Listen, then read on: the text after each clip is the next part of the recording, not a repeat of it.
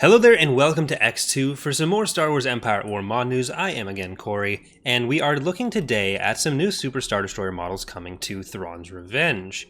So we have updated the Viscount class Star Destroyer in our previous release, and in this release we've started updating some of the other Super Star Destroyer models. We've also got a couple new Super Star Destroyer models coming to Fall of the Republic, our Clone Wars mod, in the Mandator 1 and 2, but for this version we have updated the Bellator model, the Executor model, and the Vengeance model. So we're going to take a look at each of these in turn. Let's actually start with the Vengeance. I was going to start with the Bellator because I love the Bellator, but with the Vengeance there are actually two versions. What you're looking at here is the regular, we call it the generic Vengeance. So this is what would be used in most situations that aren't specifically using Jarek's SSD, which you may recognize from the Dark Forces series. Jarek's is a black hull, and when you are using that specific Vengeance, it does have a black hull.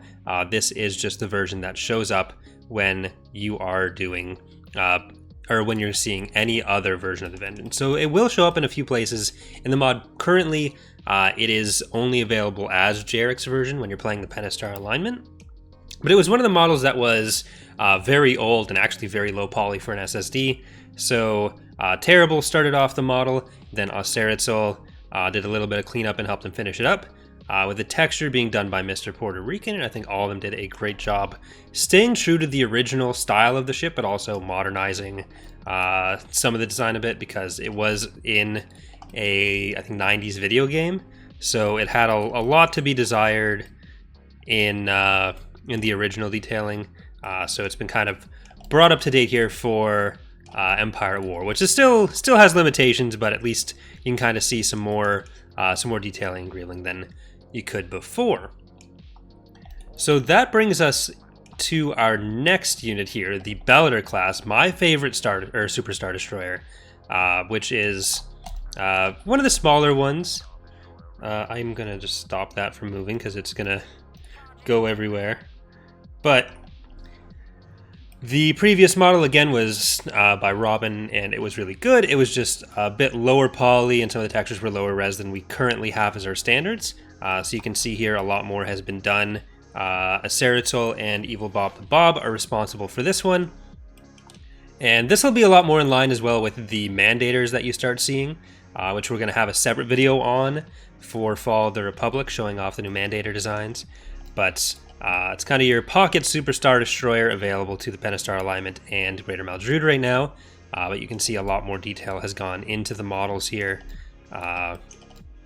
Take a look at the engines, and I'll see if I can grab a shot of the underside.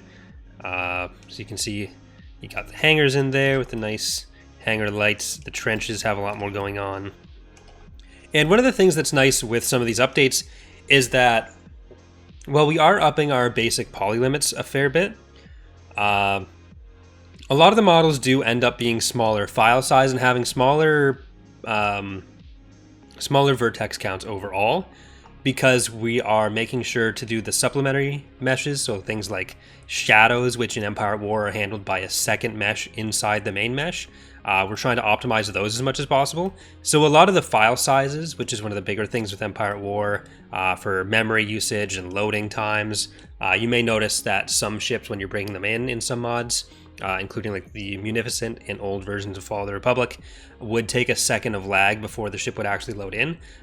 We try to avoid that with smaller file sizes. So we think we've been able to get a lot done here with still a pretty efficient mesh, or a pretty efficient set of meshes, and keep both performance and visuals pretty consistent with this. So hopefully, even with the improvements to models we're making, even systems on the lower end shouldn't see too much of a change in performance. In some cases, you might even see an improvement. But that brings us to our final SSD for the video. This one is still a little bit in progress. I still need to do that shadow mesh, and you can kind of see what the difference that makes from the underside is. But it will help show off some parts for the video that it'll render a little bit weirdly because of how the light is oriented. But we got the Executor class Super Star Destroyer. This is a model and texture that I've been working on for quite some time. I've ended up having to go back and forth for the for other mod features, but you can see the trench greebles are actually introduced on this one, but other stuff got finished faster with them. But it should match a little bit more in the style of the, if you've ever seen the Battle of Orinda painting or digital image from the Essential Guide to Warfare, that was my main reference for this, because I thought it was an art style that would work really well in Empire at War while keeping true to the design of the ship, rather than trying, like, the movies are obviously the main thing we want to look like, but our art style, we try to emphasize readability rather than trying to go super hyper realistic, which just means that some lines end up being a bit bolder, and we thought that that kind of art style would really work well for the game. So that's what we have here: the Executor, the Vengeance, and the Bellator. We are going to have another video here on EcksToo, taking a look at the Mandator 1 and 2 coming up very soon, so stay tuned for that. Subscribe if you want to keep track of more Empire at War mod news, as well as Star Wars Squadrons. Minecraft is something that Charlie's taking a look at a lot with the Star Wars updates there, so there's a lot coming to the channel here. If you would like to check out more of Thrawn's Revenge and Fall of the Republic in action, you can check out my other channel as well, CoreyLoses. Links to Thrawn's Revenge on Steam, as well as my channel for those previews, will be in the description as well. We don't have a release date for 3.0, which is where these models will be coming in quite yet, but we are in testing essentially, so it shouldn't be super long. Thanks for watching, everyone. Have a good one. Hope to see you next time.